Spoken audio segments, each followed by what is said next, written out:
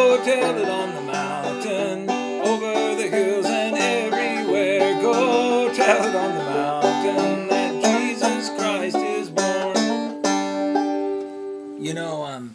It's a great thing to be excited about Christmas. It's about Christ worship. This whole idea about Christmas is Christ Mass. It's a Mass for Christ, to really say this is a worship for Christ. It's an ancient tradition. The worship of Christmas of Christ's birth, the celebration of that on the 25th of December, or that time of year, whatever calendar it was, goes all the way back to 221 AD with Julius Africanus, who was describing and explaining how you can come up with that date from the Annunciation, March 25th, the conception of Christ. They went forward 8 months. It was accepted in the church more and more as the years went by, and then by the 4th century, it was almost universally practiced. For almost 1400 years, it was practiced consistently until in the 1740s, guys like Paul Jablonski and others like that said, well, this is related to early pagan traditions. There really wasn't a lot of super ton of evidence for that.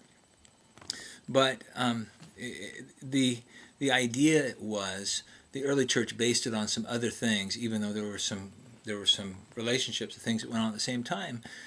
Different people since that time have had different feelings about it. The Puritans didn't like Christmas. The Moravians loved it. But for us, Ulysses S. Grant, our president, in 1870 made it a national holiday. And so we worship Christ and remember his birth, whether you celebrate it in January, like the Eastern traditions or others. The date really doesn't matter. The idea is that there are times where we remember that Jesus was, in fact, born into humanity, that God became flesh and dwelt among us, and we beheld his glory. Glory is that of the only begotten of the Father.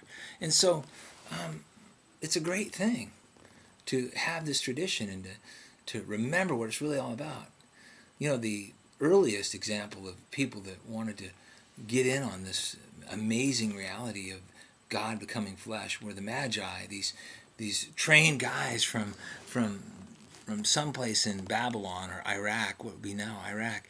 They came 700 miles on camel. They saw the star and they came. And when they explained why they came, the reason for coming was to worship him, to worship Christ. And that's really all they did. They went in, they worshiped him, they got back on their camels or their horses or whatever they had, and then they left town. That's a great priority, to make worship. And there's some things that we can learn from them. There's some things that we can walk away from about these Magi, some lessons. And you have a little listening guide, and you can use it, and I'll try and stick to it as much as I'm able to. And you also have a little response card at the end that you can use, and that response card will enable you to click the links and let us know how God worked in your life and how we can maybe help you. And we really want to be able to do that. And so for some of you, that's going to work out really well, especially when there's a lot of difficulty in trying to get together. But we'll try and work on that pretty soon. You see, there's probably 7 things in that narrative in Matthew chapter 2, verses 1 through 12. You can read that together. When you get done, you sit down with your family and read that, and maybe have a time of worship and prayer. If you're not able to get out because of the weather or whatever on the Lord's Day, you can do this together as a kind of a family time of worship, and that's a good thing. We try and do that almost on a day-to-day basis. And so, what can we learn from these Magi? Well, number one, we learn that Christ worship always involves seeking. They sought him. They sought the right object. When you seek the living God, the true God, you know what happens? You are compelled to worship him. You want to worship him. And they sought him in the same way we do, in much the same way.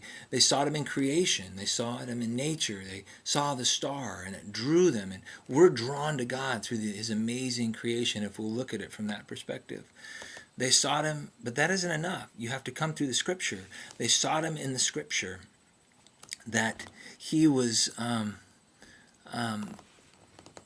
they couldn't find him without the Scripture itself.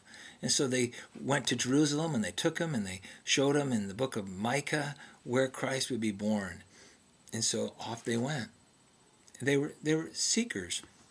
And you know, when you're a seeker, God will meet you. He says, if you seek me, you'll find me.